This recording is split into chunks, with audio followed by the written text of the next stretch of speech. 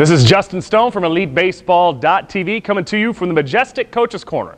Today we're going to talk about how a take can be just as valuable in feedback as a swing. In fact, maybe more valuable. So the theme of the day is be very perceptive of your takes. The body is always trying to send us messages in the swing, and that includes the load stride setup.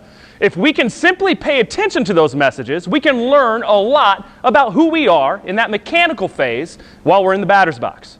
What I mean by it is this.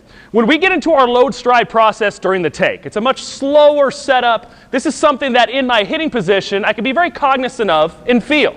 When we go through a dynamic movement such as a swing, a lot of times through the swinging process, because it's so fast and explosive, it's tough for us to get a lot of self-feedback and really evaluate that correctly. That's why we have hitting coaches to kind of be our eyes and help us feel. But the setup in a stride and a take is so slow and under control, I can get a really good feeling as a hitter of where I am at foot down.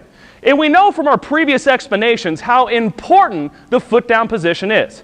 Any error at foot strike is going to translate to a much bigger error by the time I get to ball strike.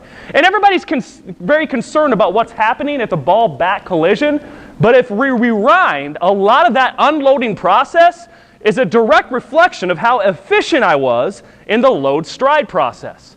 So in a take, instead of just giving up on the ball and being mindless, stepping out of the box, getting our sign from the third base coach and getting in again, let's evaluate exactly who we were in that take, what I feel like at foot down, preparing us for that next pitch in swing.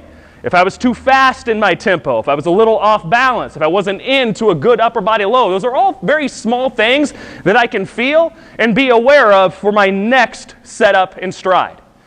When we get into a take situation from the coach, oftentimes this is in a 3-0 count. This is the perfect time to get timing of the stride against the pitcher and also feel a very grounded, strong hitting position to prepare us for that next swing.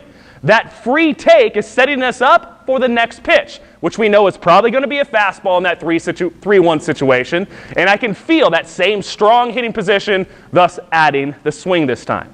From the scouting perspective, as a coach, a lot of times high school and college coaches are calling pitches. The guy that is off balance, is herky-jerky in the batter's box, is flying all over the place, doesn't really bother me as the opposition. There's multiple ways to get that guy out.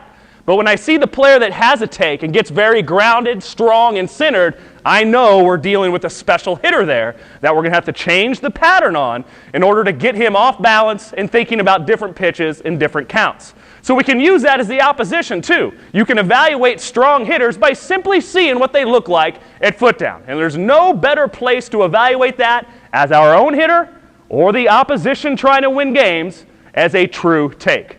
I'm Justin Stone. We'll see you next week on the Majestic Coaches Corner. Come see us at EliteBaseball.tv for sessions like this and all of our weekly members blogs.